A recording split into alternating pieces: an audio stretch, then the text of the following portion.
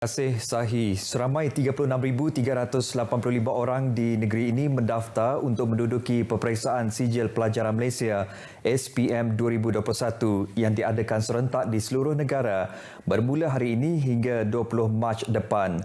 Pengarah Pendidikan Negeri Sarawak Dr. Norisa Suhaili berkata, daripada jumlah tersebut 34,142 atau 93.83% merupakan calon sekolah menengah kebangsaan SMK dan 937 atau 2.58% merupakan calon sekolah menengah swasta.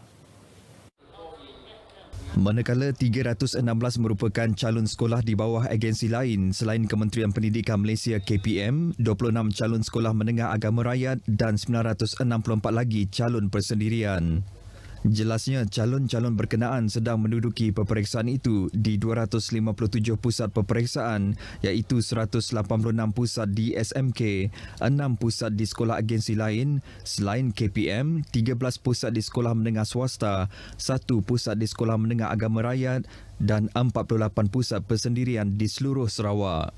Untuk petugas pula ada 209 orang penyelia kawasan kita lantik di seluruh Sarawak dengan 3,400 orang pengawas dilantik untuk mengendalikan peperiksaan di seluruh Sarawak. Beliau memberitahu pihak media selepas melakukan tinjauan ke SMK St. Joseph di Kuching hari ini. Mengenai calon yang tidak dapat menduduki peperiksaan kerana dijangkiti wabak COVID-19, Norisah berkata calon terbabit akan menduduki peperiksaan tersebut pada bulan April nanti dengan format yang sama namun set soalan yang berbeza. 3 sekeluarga rentung dalam kebakaran yang memusnahkan 2 buah rumah di Kampung Bahagia Jaya, Jalan Burung Beliris Sibu malam tadi. Menurut Ketua Bomba dan Penyelamat Zon 4 Sibu, Jangan Muling, kejadian dilaporkan berlaku pada pukul 8.14 malam telah menyebabkan kedua-dua rumah terbabit musnah sepenuhnya. Beliau berkata mayat 3 mangsa yang rentung itu dikenal pasti sebagai Rashidah Suud 80, Abdullah Bus 64 dan Suryati Abdullah 18 ditemui dalam rumah berkenaan. Jelasnya sejurus menerima panggilan 19 anggota bomba dari Balai Bomba Sungai Merah dan Sibu dikejarkan ke lokasi kejadian bersama 2 buah jentera bomba. Kebakaran berjaya dipadamkan sepenuhnya pada pukul 10.14 malam tadi. Kesemua mayat mangsa kebakaran itu telah diserahkan kepada pihak polis untuk tindakan lanjut.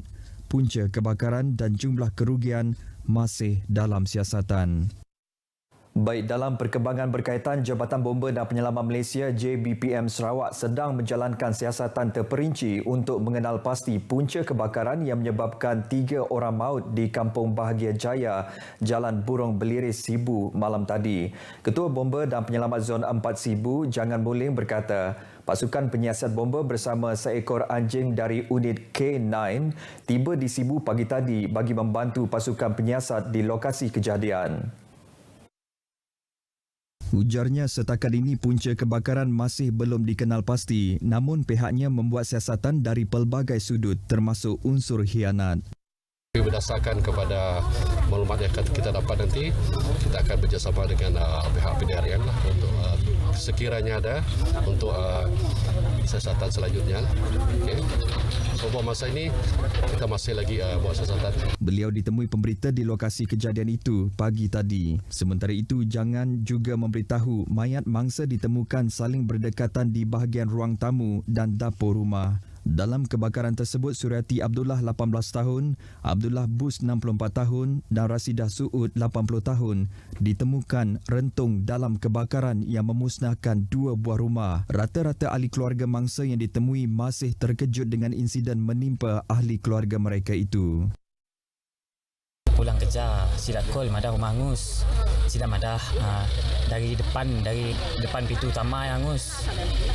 Letak kami macam ni macam si aspek bah kami tanya ni nenek kami ni dah silap madah agi dalam nun silap madah 3 orang lah silap tu pangkap kan lebih kurang dalam 8-20 macam ni lah kami sampai di Sia sampai tempat kejadian nang api dah nampaklah nang saya dapat nampak lah mak kami abang kami dengan anak buah kami saya ada jumpanya lah, cuma telefon je. Jenazah ketiga-tiga mangsa kebakaran di Kampung Bahagia Jaya, Sibu selamat dikebumikan di Tanah Perkuburan Islam Kemuyang tengah hari tadi. Jenazah Suryati Abdullah dan neneknya Rasidah Suud tiba terlebih dahulu iaitu pada pukul 12 tengah hari, sementara jenazah Abdullah Bus yang juga bapa kepada salah seorang mangsa kebakaran iaitu Suryati Abdullah tiba kira-kira pukul 1 tengah hari. Ketiga-tiga jenazah dimandi dan disolatkan di bilik mayat Hospital Sibu. Dalam pada itu, Jabatan Kebajikan Masyarakat Bahagian Sibu turut tampil menyerahkan bantuan awal kepada mangsa kebakaran berkenaan pada pukul 9.50 pagi tadi. Antara bantuan yang diserahkan adalah tilam, barangan makanan dan peralatan memasak. Kebakaran malam tadi telah memusnahkan 2 buah rumah dengan seramai 7 mangsa tinggal sehelai sepinggang dalam kejadian tersebut. Baik saudara, sekian berita dari Sarawak. Kita kembali bersama Sahi di Angkasa Puri. Silakan Sahi.